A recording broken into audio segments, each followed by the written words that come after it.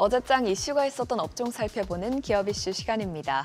어제 우리 시장은 이번 주 뉴욕장에서 있을 여러 빅 이벤트들에 대한 경계감에 전거래일의 상승분을 모두 반납했는데요. 다만 하락장 속에서도 이슈 타고 오른 업종들 살펴보겠습니다. 국내 다목적댐 건설이 14년 만에 추진된다는 소식에 토목주가 일제히 강세를 보였습니다. 기후변화로 극단적 가뭄과 홍수가 자주 발생하면서 이를 대비하고자 하는 취지인데요.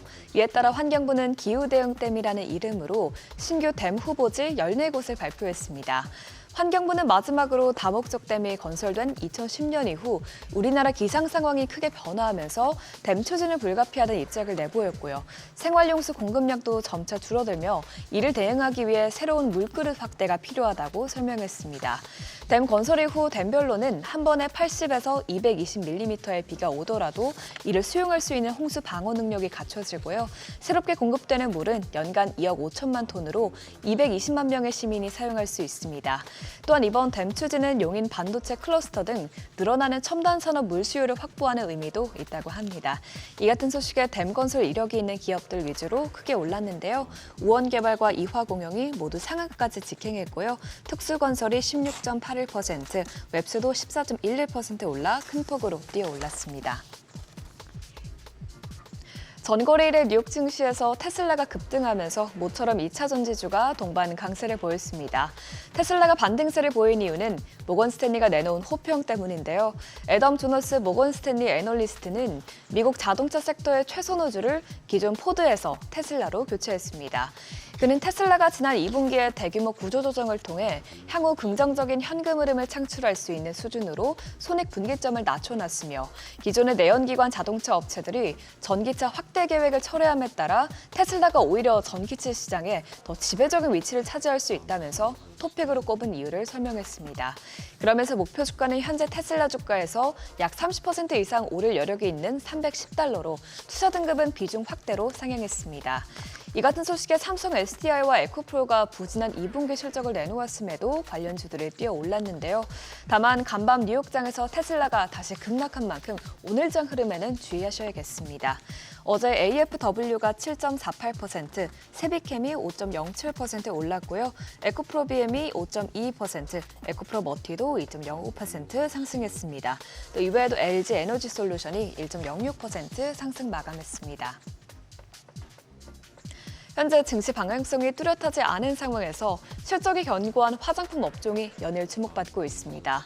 특히 올해 열린 아마존 프라임데이 행사에서 K-뷰티 매출이 역대 최대 성과를 보였다는 소식에 어제도 화장품주가 좋은 흐름을 이어갔는데요. 아마존에 따르면 지난 프라임데이 행사에서 K-뷰티 상품 매출은 전년 대비 2.2배 이상 올랐다고 밝혔습니다. 또한 아마존은 여러 K-뷰티 제품이 아마존의 미국, 일본, 호주 스토어에서 베스트셀러의 이름을 올렸다고 덧붙였습니다. 이에 따라 VT의 경우 아마존 미국과 일본 스토어에서 일일 매출이 지난 6월 평균 일일 매출 대비 20배 이상 증가했고요. 한국 인디뷰티 브랜드도 역시 이번 프라임데이에서 성과를 보였는데 넘버즈인의 경우 프라임데이 이틀 동안의 판매량이 6월 전체 월간 판매량을 뛰어넘었다고 합니다. 이처럼 대형 브랜드부터 인디 브랜드까지 괄목할 만한 성적을 내보이자 화장품주의 매수세가 몰렸는데요. 마감 상황 보면 글로본이 5.25% 올랐고요. 애니젠과 펌텍코리아도 모두 3% 넘게 올랐습니다. 이어서 케어젠과 클래시스가 모두 1%대 상승세를 나타냈습니다. 애플이 AI 사업에서 엔비디아가 아닌 구글의 AI 칩을 사용했다는 소식에 엔비디아의 HBM을 공급하는 SK하이닉스 주가가 출렁했습니다. 업계에서는 이번 애플의 결정은 빅테크 기업들이 AI를 구축하는데 엔비디아 이외의 대안을 모색하고 있음을 적나라하게 보여준다고 설명했습니다. 엔비디아 AR 가속기는 한 대당 기본 5천만 원 이상 넘어가 비용 문제가 큰 데다 그마저도 물량 확보가 어렵기 때문인데요.